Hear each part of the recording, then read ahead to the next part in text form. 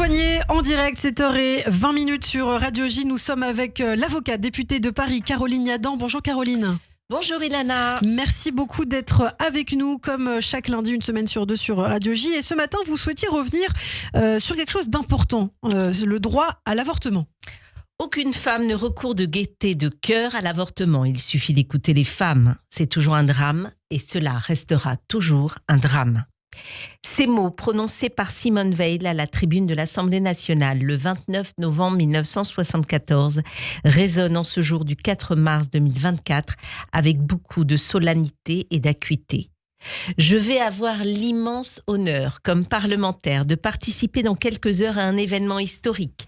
Le vote des deux chambres, l'Assemblée nationale et le Sénat, réunis en congrès à Versailles, qui conduira à graver dans notre Constitution la liberté des femmes de recourir à l'IVG.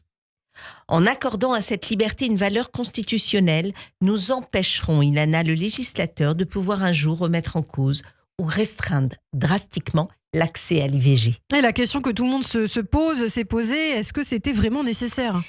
Oh que oui, Ilana. Montesquieu disait très justement « La nature des lois humaines est d'être soumis à tous les accidents qui arrivent et de varier à mesure que les volontés des hommes changent. » L'histoire nous montre que les droits fondamentaux que l'on croyait acquis ont été balayés d'un revers de main, parfois le temps d'une simple élection. Le pire n'est jamais certain, le meilleur non plus. C'est parce qu'aucun droit n'est jamais acquis définitivement que cette incertitude doit nous conduire à la prudence et surtout à l'extrapolation de ce que pourrait être un jour notre avenir. Il suffit d'observer ce qui se joue actuellement et la régression en œuvre aux États-Unis et dans certains pays d'Europe dans lesquels l'extrême droite est arrivée au pouvoir pour réaliser à quel point l'inscription de la loi Veil au sommet de notre hiérarchie des normes est indispensable.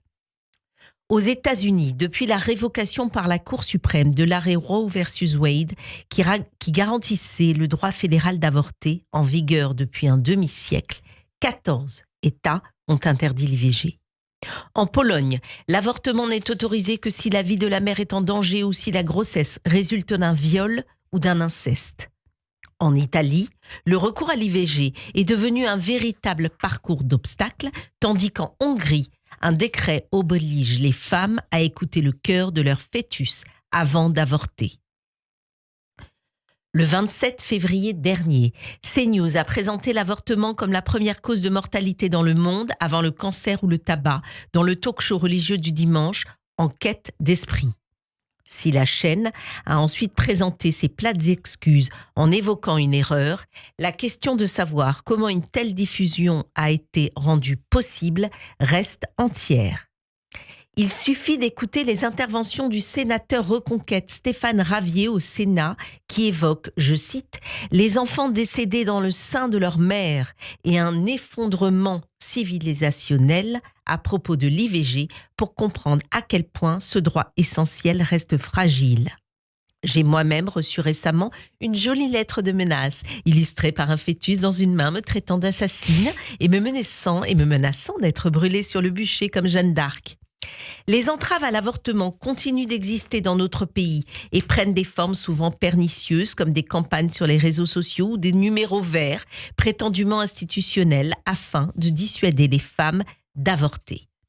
C'est pourquoi nous ne devons pas attendre qu'un droit soit menacé pour penser à le protéger.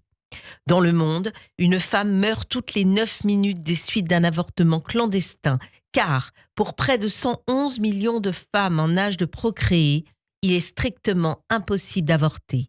Et pour près de 700 millions d'entre elles, la législation sur l'avortement est restrictive.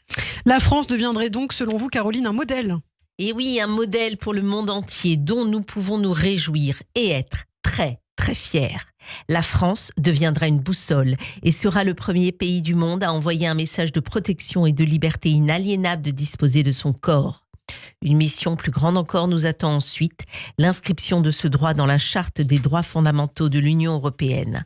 Un nouveau défi pour un même idéal, une démocratie qui permet aux femmes de maîtriser définitivement leur destin.